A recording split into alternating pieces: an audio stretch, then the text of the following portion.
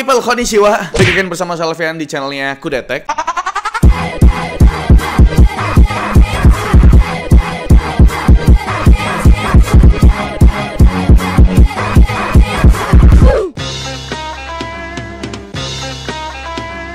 Dan di video kali ini kita bakal ngebahas ya, di dunia per-HP-an tuh inovasi kamera periskop tuh terbilang masih langka, bre. Lini HP yang pakai kamera periskop juga mostly HP-HP flagship, HP-HP mahal gitu loh. Yang pasti harganya nggak murah kan, bisa di atas 12 jutaan tuh harganya. Tapi Realme, bre, itu memberikan sebuah gebrakan baru dengan kehadirannya, yaitu Realme 12 Pro Plus yang jadi HP dengan kamera periskop termurah sejagat raya hingga video ini tayang, mamen. Kenapa bisa bilang murah? Kenapa bisa paling murah gitu kan? Karena memang lensa periskopnya ini disematkan di lini HP mid-range-nya si Realme gitu. Tapi kalau dilihat beberapa generasi sebelumnya, harga Realme 12 Pro Plus emang agak lain nih, bre. Soalnya hampir nyentuh angka 6 jutaan buat varian terendahnya. Sedangkan nih, bre, di Realme 11 Pro series paling mentok tuh cuma di 5 jutaan kurang gitu loh. Jujur li, secara desain HP ini nggak ada tampang mid-range-nya, bre. Ini bener-bener rasanya tuh mewah banget, cok. Backdoornya juga yang pakai bahan kulit sintetis dengan aksen list gold. Impresi pertama pas megang nih Realme 12 Pro Plus langsung ngomong spontan. Enggak, canda.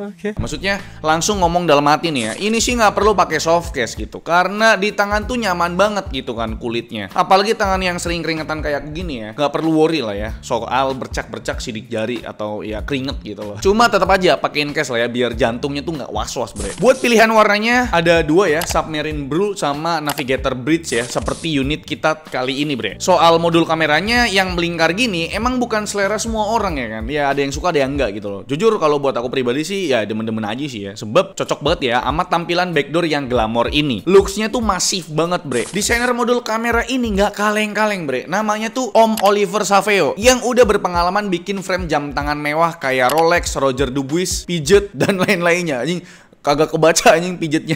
Vibe mewahnya tuh berasa banget, bre. Tapi Realme tuh agak sedikit membohongi kita, ya kan? Perhatiin aja, ini modul kamera tuh kelihatannya ada 4 kan. Ya nggak salah sih, tapi ternyata tuh cuma ada 3 kamera doang. Jadi seakan-akan tuh kalian ngelihatnya tuh ada 4 lensa gitu kan. Kamera utamanya pakai sensor Sony IMX890 beresolusi 50 megapiksel bukan f1.8. Nah, lensa keduanya ada lensa ultrawide beresolusi 8 megapiksel dengan bukaan f2.2. Tapi bre, perhatian utamanya itu tentu di lensa periskopnya yang punya resolusi lebih gede daripada lensa utamanya. Gokil, 64 megapiksel bukan f2.6. Soal kemampuan optical zoomnya memang nggak sebaik HP-HP flagship ya, cuma 3 kali doang gitu loh. Tapi Realme punya teknologi in sensor zoom sampai 6 kali yang diklaim bisa memotret objek yang lebih jauh tanpa ngurangin detail dari objek fotonya itu, bre. Tapi ini kan ya in sensor ya, bukan lensanya gitu loh. Nah, lensa periskop ini nggak cuma buat motret objek dengan jarak yang jauh ya, tapi bisa juga menghasilkan efek bokeh yang sangat natural untuk kebutuhan potret foto gitu loh. Nah, buat kamera selfie-nya merupakan lensa wide beresolusi 32 megapiksel dengan bukaan f2.4, bre. Dan sekarang kita masuk ke pembahasan hasil kameranya kali ya. Karena memang Realme 12 Pro Plus ini kameranya juara banget buat kelasan HP mid-range yang tadi udah kita bilang. Periskop, bro, dipasangin di HP mid-range nggak sampai 6 juta. 6 juta kembali 1000 sih ya. Gokil nggak tuh ya? Periskop 3 kali gitu kan. Nah, ini aku sering pakai sih dalam keadaan jepret-jepret malam hari sih ya. Hasilnya tuh punya detail yang bagus, skin tone-nya tuh natural, buat potret separasi background dan subjeknya oke, shadow-nya gokil gitu kan. Kalian bisa lihat sendiri nih di foto One Piece ya, ini kumpulan-kumpulan figur itu bagus banget shadow-nya, Pak. Jadi ya oke lah ya untuk shadow-nya. Dan blur-nya tuh bukan kelihatan blur-blur HP murahan gitu loh. Rambut-rambutnya tuh halus, bro. Ya walaupun sedikit ada yang miss lah ya. Ya nggak ngaruh lah. Ya mengingat ini kan bukan HP flagship ya, bro. Ini HP mid-range gitu, jadi ya it's okay lah. Detail sama warnanya sih yang aku suka banget sih ya, Pak. Jepret tanpa edit langsung post juga udah bagus banget. Bahkan bro, ada yang bilang ini tuh editan. Itu gokil sih. Ada yang bilang editan, berarti ini emang real bagus, bre. Dan sedikit ngebandingin ya sama daily drive-ku ya, S23 Ultra. Dan buat periskopnya sih boleh lah diadu sama mantan flagship kemarin si Samsung gitu loh. S23 Ultra itu berasa over sharpness dan warnanya tuh keluar banget ya. Sedangkan si Realme 12 Pro Plus ini kesannya tuh natural, bre. Warnanya tuh nggak yang keluar banget gitu loh. Dan soal detail, S23 Ultra maupun Realme 12 Pro Plus udah sama-sama sama-sama bagus, bre. Ini membuktikan periskop Realme 12 Pro Plus ini bisa lah ya diadu sama mantan flagship tahun lalu gitu loh. Walaupun memang balik lagi nggak bisa dibandingin ya, tapi kalau ngelihat dari hasilnya sih detailnya oke banget periskop 3X-nya si Realme ini. Dan sekarang kita balik ke lensa utamanya yang juga oke, bre, karena pakai sensor Sony IMX890. Karena pastikan orang seringnya tuh pakai lensa utamanya dan cukup fun to drive gitu loh, buat foto-foto tinggal jepret-jepret aja, nggak perlu atur-atur apapun, auto lah semuanya gitu loh. Aku lebih sering jepret malam-malam lagi-lagi ya, dan hasilnya tuh cukup memuaskan, bre. Nggak oversaturated, naik modenya juga nggak maksain gitu kan, tapi tetap detailnya dapet, shadownya juga masih terjaga, dynamic range-nya juga oke. Cuma kalau ada objek yang bergerak kayak orang lewat atau jalan atau kipas yang muter gitu, hasilnya tuh ada inkonsistensi. Dan buat lensa ultrawide-nya nggak sering dipakai sih ya, karena memang jujur ya, HP mid-range tuh buat ultrawide-nya nggak begitu baik gitu loh. Dan sekarang kita masuk ke lensa selfie-nya. Aku suka sama tone warna kulitnya ya. Ini kalau buat selfie ini kelihatan natural. Ini nggak pakai mode beauty ya, jadi detailnya tuh oke, tapi warnanya sedikit pucet sih ya untuk background. Kalau buat foto grup di cahaya yang kurang langsung kelihatan detailnya tuh turun ya. Noise-nya tuh cukup berasa gitu kalau foto grup gitu. Kalau cahaya cukup, detailnya ini oke, Pak. Kalau buat portrait selfie-nya nggak begitu spesial, jadi jarang dipakai juga sih, amin. Dan sekarang kita masuk ke perekaman video, hasilnya kalian bisa lihat sendiri. Oke, bre, ini adalah kualitas perekaman menggunakan kamera belakang di resolusi tertingginya di 4K 30 fps di outdoor dalam kondisi cahaya yang ya cukup lah ya, tapi nggak begitu terang karena memang ini jam mau ke maghrib gitu ya, 5:30, jadi cahayanya ya nggak begitu terang lah. Dan ini punya stereo mikrofon nih, yang sebelah kiri tes 1 2 3, nih yang sebelah kanan tes 1 2 3. Untuk suara mikrofonnya itu jernih, bulat, natural, tapi memang noise di sekitar masih kedengeran cukup jelas ya. Dan ini kita pakai sambil jalan. Sebenarnya resolusi 4K 30 fps udah bagus ya, warnanya oke, tone warnanya juga natural, nggak oversaturasi gitu kan. Terus di bagian dynamic range-nya juga oke, warna langit masih kelihatan ya, walaupun lagi mendung juga sih. Dan minusnya dari 4K 30 fps-nya Realme 12 Pro Plus ini ya stabilisasinya sih mungkin nggak sebaik flagship ya, tapi ini udah cukup oke lah, bre. Dan yang kedua ini di resolusi Full HD 60 fps tanpa steady on ya, steady-nya nggak nyala ya di luar ruangan. Kalau kalian mau nyari video yang smooth gitu kan, ambil yang Full HD 60 fps. Sebenarnya tanpa steady pun di bawah jalan ini udah cukup mulus ya, stabilisasinya udah cukup bagus lah tanpa fitur steady itu loh. Ya detailnya udah pasti tidak sebaik resolusi 4K ya, tapi ini udah sangat smooth sekali untuk kalian pakai ngevlog gitu kan, jalan-jalan gitu kan. Ini udah cukup oke. Dan mid range-nya juga masih kelihatan bagus. Dan selanjutnya ini pakai resolusi Full HD 60 fps dalam keadaan steady-nya on ya, aktif ya. Sebenarnya nggak on juga udah oke sebenarnya. Dan ini makin oke lagi untuk stabilisasinya, tapi memang agak nge-crop ya, dan detailnya menurutku sih sedikit turun. Detailnya ya, sedikit aja, kalian nggak mungkin ngerasain perbedaannya. Tapi kalau misalkan kalian mau ngevlog sambil lari-lari ya, ini sebenarnya cocok banget ini. Ini aku sambil lari nih ya, ini nggak goyang sama sekali, Pak. Jadi ini sangat cocok untuk kalian bawa ekstrim gitu, ngerekam video sambil lari gitu kan. Kalau mau pakai yang smooth tapi tetap stabil ya, aktifin fitur steady-nya di resolusi Full HD 60 fps, bre. Dan ini kita pakai lensa ultrawide-nya di resolusi pastinya cuma kebuka di Full HD 30 fps ya. Nah di lensa ultrawide ini kondisi outdoor yang cahayanya ya nggak terang-terang banget, berasa banget jitternya, detailnya juga kualitasnya juga turun ya. Ya karena memang lensanya ultrawide itu nggak sebaik lensa yang mainnya gitu, lensa wide-nya gitu kan. Jadi kalau misalkan kalian mau pakai lensa ultrawide sih sebaiknya di kondisi cahaya yang sangat cukup ya, supaya detailnya tuh nggak turun-turun banget. Nah warnanya juga kayak pucet gitu, Pak. Dan mid range-nya sih masih kelihatan, tapi warna hijaunya itu berubah banget sih. Selanjutnya kita tes kamera depan atau lensa selfie-nya. Buat perekaman videonya cuma kebuka di Full HD 30 fps. Sebenarnya ada 720p, cuma nggak usah dipakai lah. Ini di kondisi yang tadinya gelap, sekarang ya lumayan terang lah ya. Ini mau maghrib ya, jadi cahayanya nggak begitu terang-terang amat. Nah yang kusuka dari perekaman video kamera selfie-nya Realme 12 Pro Plus itu di skin tone warna kulit mukaku tuh ya, terlihat sangat natural gitu ya. Dan viewing angle-nya ini lah cukup luas. Ya kan, ini kalau berasa belum begitu luas, ada lagi lensa 0,8-nya. Nah, makin luas lagi kan. Nah, jadi nggak kayak Poco X6 5G kemarin tuh berasa cropnya segini loh. Ini enggak, Pak. Ini cukup oke lah ya. Ini dipakai di luaran ruangan Dynamic range-nya, wah nggak kelihatan sih ya. Nggak kelihatan sih belakangnya sih. Tapi untuk warnanya sih oke lah ya. Untuk tone warnanya juga ya terlihat natural juga, nggak terlalu over ya. Ini nggak pakai efek-efek beautyan ya. Dipakai buat ngevlog juga. Ya memang stabilisasinya nggak terbaik, tapi setidaknya udah cukup oke lah buat dipakai ngevlog. Ini dia kualitas perekaman menggunakan kamera belakang di resolusi tertingginya di 4K 30 fps dalam kondisi malam hari yang cahayanya ya cukup sambil jalan kaki, dan untuk stabilisasinya sih menurutku oke lah ya, lumayan lah. Ini dia untuk kualitas perekaman untuk kamera belakangnya di resolusi Full HD tapi 60 fps tanpa fitur steady on, kondisinya malam hari sambil jalan kaki. Gimana menurut kalian tanpa steady on nih? Dan ini resolusinya masih Full HD 60 fps tapi fitur steady-nya on dalam kondisi malam hari sambil jalan kaki. Tanpa fitur steady aja udah stabil banget, ini pakai fitur steady makin stabil lagi bro. Gimana nih? Nah terakhir, lensa ultrawide cuma bisa dipakai di resolusi Full HD 30 fps dalam kondisi malam hari sih jujurly tidak bagus ya. Jadi menurutku sih nggak usah pakai ultrawide-nya buat rekam video malam-malam sih. Dan selanjutnya ini untuk kualitas kamera selfie-nya cuma ada di resolusi Full HD 30 fps doang bre.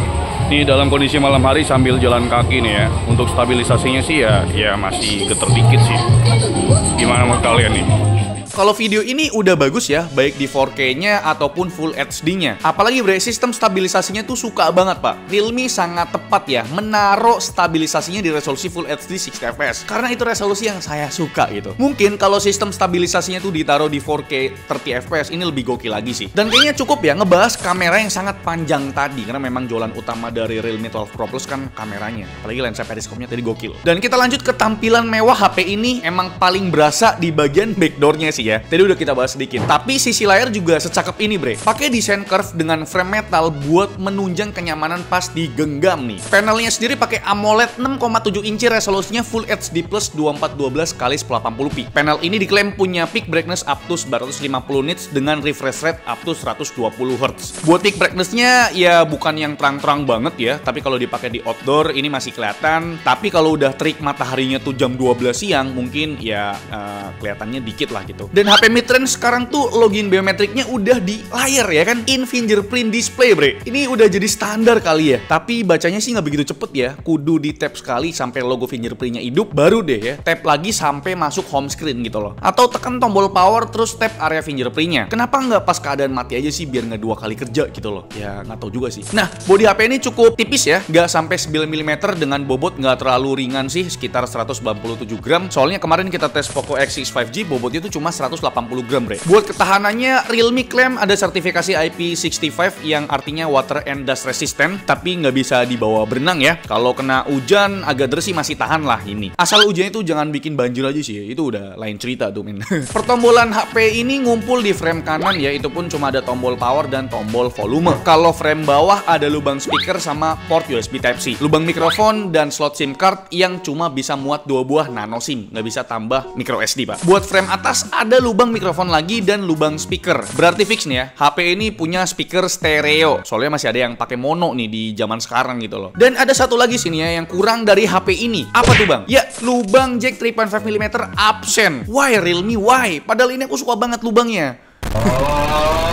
Dan untuk operation system di HP ini pakai Realme UI 5.0 berbasis Android 14 yang tentunya anti iklan-iklan klub, tapi masih ada beberapa bloatware kayak aplikasi yang udah terinstall waktu baru awal dihidupin bre. Ya tinggal diuninstall aja sih ya, gampang kok. Dan buat baterainya punya kapasitas 5000 mAh yang cukup standar sih ya buat kelas HP mid-range sekarang. Kita tes di 3 skenario buat baterai ini bre. Pertama, berdasarkan pengujian World 3.0 Battery Life, baterai di HP ini mampu bertahan kurang lebih 13 jam lah ya, dan masih tersisa 20-an%. Tapi kalau dipakai buat yang berat-berat nih ya, kita ada 2 skenario lagi. Seharian kita tes benchmark sintetis dari 100% ke 2%. Realme 12 Pro Plus screen on time-nya tuh bertahan 7 jam 10 menit. Kalian bisa lihat penggunaan terlamanya tuh di aplikasi CPU throttling tes paling lama tuh bre. Skenario terakhir itu kita tes buat main game berat grafik rata kanan di HP ini. Dari 100% sampai 2%, screen on time buat full gaming sekitar 5 jam 13 menit bre. Lihat aja di dashboardnya ya. Dan nanti kita jabarin penggunaan baterai tiap gamenya, dan ya untuk suhunya juga kita jabarin. Sedangkan buat charging time-nya berbekat teknologi 67 watt super VOOC charge, ngisi full dari 2% sampai 100% nggak sampai sejam bre, cuma sekitar 51 menit doang. Dan lanjut ke hal yang paling penting buat performa dari HP ini, si Realme 12 Pro Plus ini, yaitu soal SoC-nya. HP ini pakai SoC Snapdragon 7S Gen 2 berfabrikasi 4 nanometer dengan GPU Adreno 710. Buat RAM-nya udah pakai tipe memori LPDDR5 dengan dua pilihan ya, 8GB dan juga 12GB. Sedangkan untuk storage-nya ada yang opsi 256GB dan 512GB dengan interface UFS 3.1. Kalau di Poco X6 5G kemarin kan masih UFS 2.2 tuh. Nah, unit test kita kali ini yang paling basic bre, pakai RAM 8GB, storage-nya 256GB. Berdasarkan hasil benchmark sintetis di Antutu 10, dapat skor 650 ribuan skor. Setelah kita tes 3 kali, pengujian ketiga tuh drop sampai 610 ribuan gitu. Soal stabilisasi Snapdragon 7S Gen 2 oke sih bre. 30 menit pertama pakai CPU throttling test ada drop di menit ke-10 sampai sekitar 80%. Abis itu stabil di 95%. Tes kedua selama 45 menit, dari awal di 7 menit pertama sempet 100%, tapi abis itu stabil banget di 95%. Dan tes terakhir selama 1 jam barulah kelihatan naik turun di menit 20 sekitar 87%-an, tapi selama nggak drop sampai di bawah 80% sih aman-aman aja bre. Artinya SoC ini sangat stabil di atas 85%. Next, di pengujian Geekbench 6, 7S Gen 2 punya Realme 12 Pro Plus ini nggak jauh beda sama 7S Gen 2 punyanya Poco X6 5G yang kemarin kita review. Cuma nih, skor multicore dan single core Poco X6 5G unggul 5% ketimbang 7S Gen 2 punyanya Realme 12 Pro Plus. Nah, gimana buat performa GPU-nya? Di Geekbench 6 ternyata performanya sama aja, dan di 3D Mark pun skornya sama aja kok. Mau itu di 3D Mark Slingshot Extreme ataupun Wildlife Extreme punya skor GPU yang sama antara Adreno 710 punya Realme 12 Pro Plus ataupun Poco X6 5G bre. Dan sekarang nih ya, kita bahas langsung data lengkap mengenai gamingnya nih. Kita tes 5 game. Pertama ada Aspal 9 di setting grafik high quality, frame rate-nya 60, main 15 menit, baterai berkurang 4%, dan rata-rata dapat 52,6 fps di minimumnya di 30,9 fps. Untuk CPU usage-nya nggak terlalu tinggi, rata-rata usage-nya tuh di 50% dan sempet nyentuh 60%. Dan untuk penggunaan RAM-nya sekitar 7,2 GB. Game kedua Mobile Legends, grafik ultra masih kekunci ya sayangnya ya. Jadi kita main di grafik high aja, frame rate-nya high juga. Main 45 menit dan 4 kali match stabil banget, rata-ratanya di 58,3 fps dan minimumnya di 54,2 fps. Nggak ada drop fps sama sekali. Dan kalau kalian ngeliat grafiknya ada yang turun, itu artinya lagi di lobby bre. Main 30 menit pertama baterainya berkurang 9% dan main 1 jam pertama baterainya berkurang 20%. Ini kenapa baterainya kurang banyak banget? Karena sisanya tuh 20%-an doang baterainya. Jadi penurunannya tuh lebih cepat. Kalau soal suhu permukaan, pas main 1 jam ternyata lumayan hangat di jempol. Bagian panas di layar atas bisa nyentuh sampai 43 derajat Celcius. Di bagian tengah layar sekitar 42 derajat Celcius. Sedangkan di bagian backdoor titik terpanas ada di bagian pinggir kamera sekitar 42 derajat Celcius. Kalau di pulutan kameranya mah nggak begitu hangat ya bre. Dan game ketiga ada COD Mobile. Pakai grafik high dan frame rate-nya max, main 1 jam rata-rata sih stabil banget di 57,8 fps dan minimumnya di 30,6 fps. Itu pun di lobby. CPU usage-nya nggak begitu tinggi, kisaran 60%, kadang turun juga ke 50%. RAM juga kepake sekitar 7,3 GB. Main 1 jam baterai itu berkurang 22% bre. Dan suhu permukaan layarnya bagian atas tuh berasa hangat nih di bagian jempol. Hampir nyentuh 45 derajat Celcius. Ini sih lumayan panas sih. Bahkan di tengah juga hangat di kisaran 42 sampai 43 derajat Celcius. Kalau di backdoornya kelihatan banget kalau coolingnya tuh berusaha banget buat ngademin nih HP bre. Game keempat ada PUBG Mobile. Aku cukup impress sama nih HP ya, karena di PUBG Mobile settingan grafiknya tuh kebuka sampai HDR di frame rate extreme. Gokil. Main 30 menit pertama rata-ratanya sih dapet 55,5 fps, sangat stabil dan minimumnya di kisaran 30-an fps. Tapi bikin CPU usage-nya jadi tinggi banget di kisaran 85%-an bre. Dan suhu GPU-nya juga 53 derajat Celcius. Dan kita tes main 30 menit lagi di frame rate ultra, grafiknya kebuka di Ultra HDR. Gokil. Dan ternyata ada penurunan di CPU usage-nya jadi kisaran 70-an% dan suhu GPU-nya juga turun di kisaran 47 sampai 48 derajat Celcius. Ini dikarenakan beban CPU dan GPU nggak di-push sampai 60 fps. Jadi bikin beban CPU dan GPU-nya nggak begitu berat bre. Dan rata-rata di angka 38,5